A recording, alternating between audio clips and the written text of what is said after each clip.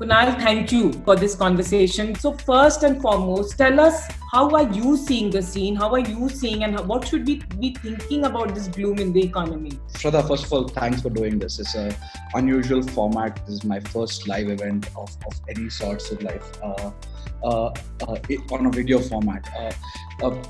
Answering your question, this is extremely unusual time. So unusual that every day you think, if this is really happening, right? You wake up and you're like, is this really happening? Like, this is probably my day 40 staying at home. And it's funny how we have all adapted. If you've noticed that the amount of stress we were feeling the first week, the third, fourth, fifth week, however our conditions are, we are just adjusting to that. And I think last time we spoke, we talked about how the country understands capitalism in the most poor way possible, right? But I was not really expecting that we'll get a live demo of how capitalism works in this manner, right? And how everybody's life is interconnected, right? How every single thing just works like a clockwork, and how pricing, profits, all of these factors actually impact our jobs. For the first time, many youngsters will realize that one industry not working can actually have not just job losses in their industry, but also your industry, right? And how all of us are beautifully interconnected in this world. But I think things from getting back to worse to whatever, I think India has historically been far more resilient compared to other markets. I think largely because we are so close to poverty. Most of us have not come from affluent backgrounds. We've come from essentials only, right? When I was talking to somebody essentials, like, I realized that my life was way lower than essential all my life, most of my life, right? So the thing is, we do not realize how easy it is for a country like India to kind of move into essentials only. And but we also now have realization that most of the jobs and job and salary growth happens because of non-essentials, right? Yeah. And now we have a good understanding of how that works. And I think the biggest thing that I have realized from this particular thing, that India is going to be doing okay. But I think for the youth in particular, this is an opportunity to understand how to thrive in crisis, right? You will see either people will emerge as winners from this, or they will completely kind of get decimated. And this is like, I was telling somebody that crisis is like driving a car in Formula 1. Okay? Everything is 10x speed, right? Every turn can make you win or lose, or even create fatality, right? And I think that is the one thing that a lot of people are going to realize, that they have to be responsible for their own actions. They have to realize that every single thing is going to change things. Now, what is going to happen to job losses? I think it's going to happen. We all know that it's probably happened already. It is going to probably happen slowly in some sectors, faster in some other sectors, right? For example, it depends on how much something is impacted. For example, groceries versus travel, right? That's a spectrum we can think about. But we have to understand that when travel has impact, there is an impact on many other things that we'll have, right? Like the software industry that serve airline clients will get impacted. And when they get impacted, their profits will go down, and the rest of the company will get impacted, and they will have job losses. And there are other sectors who are related to it. So we are all beautifully connected. And the thing to think about in this time is that, are you going to emerge as somebody that everybody wants to keep no matter what the crisis is, right? This is a time to ask yourself the question, am I the employee? Am I the founder, which my employer or my investor will want to back, even if things are not perfect, right? And this is the time to really, really, really know if you are crisis proof, right? And if you are not crisis proof, this is a perfect time to upskill yourself. This is a perfect time to know that what are the gaps that you have, all the time to reflect in the world right now, to just think, how do I improve my game? How do I become better? And see people. And the crisis is also a time where you will see people doing extraordinary work. Observe those people. They actually thrive in those periods. So I think this is the time. And what should they prepare for? I think they should prepare for worse. Because if they're prepared for worse, they'll be okay. And let's talk about how startups are dealing with it. Startups are saying that, oh, we may not have runway, So let's reduce our burn so that when we get out of the crisis, we have enough runway to take off again. Yeah. For even individuals, right? If you do not reduce your burn rate, which is your spends and expenses, and you do not know if you're going to have runway going forward, then you will never get a chance to take off. You might have an accident. And then I believe that a lot of bad decisions happen when you're out of runway in life, be it startup, be it individuals. So I think it's the best time to reduce your burn and think about life in a very, very different way and upskill like crazy. Tell us actually about your money journey and how personally you deal with money and think about it and look at it. I think the only good use I have seen of having more money in life is to have more choices, right?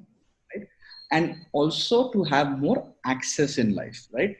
For example, if I write to, let's say, XYZ industrialist in India, the chances of them accepting my meeting request becomes high because they'll say, "Acha, ye theek theek kiya, uska resume theek lag raha hai," right?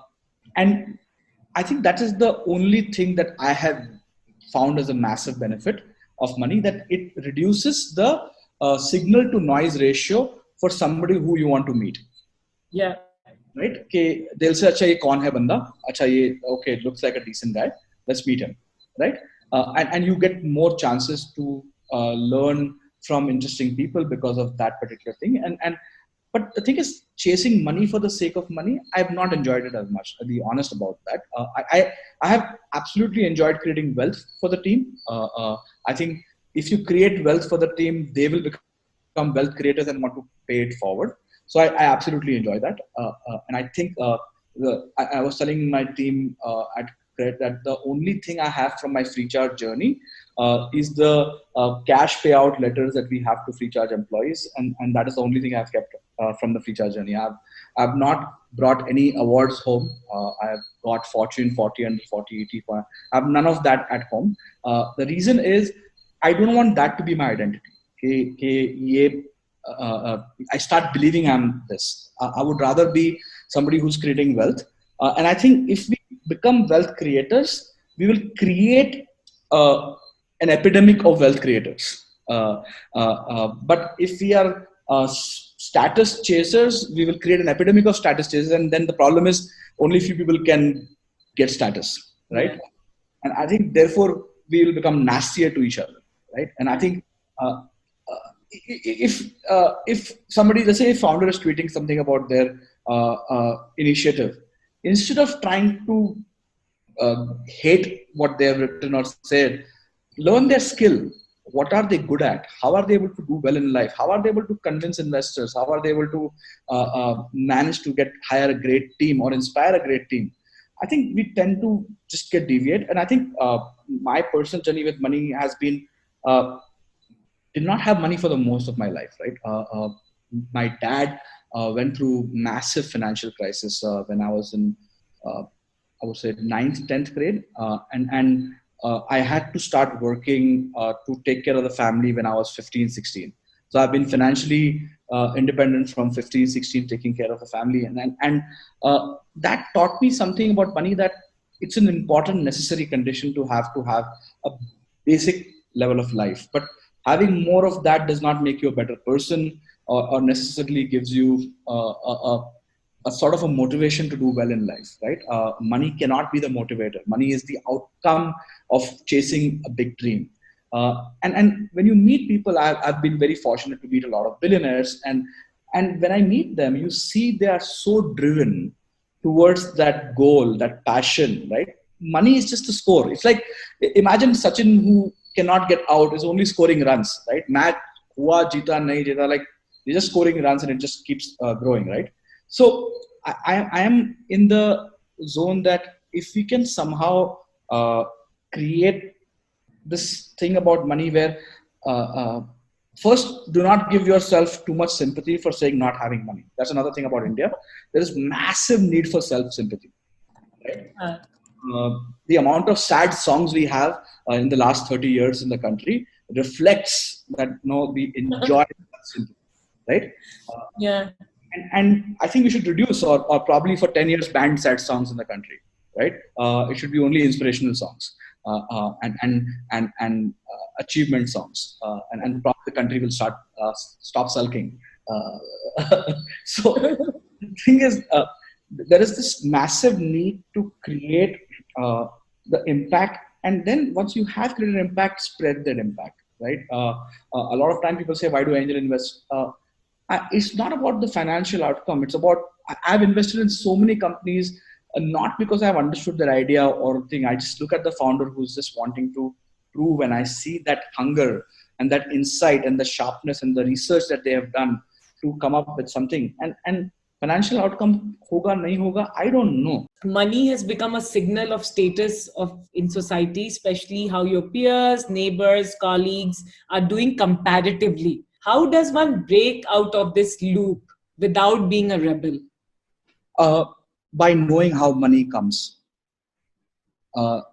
By wishing that I will get a car like Shraddha will not get me the car like Shraddha. By wishing for knowing how Shraddha does her business will probably get me the car like Shraddha, right? So I would say that when you are comparing, only compare skills. Don't compare the final material that somebody got because of their skills. If I have to encourage people to do one thing, absolutely obsess in being envious of somebody's skills.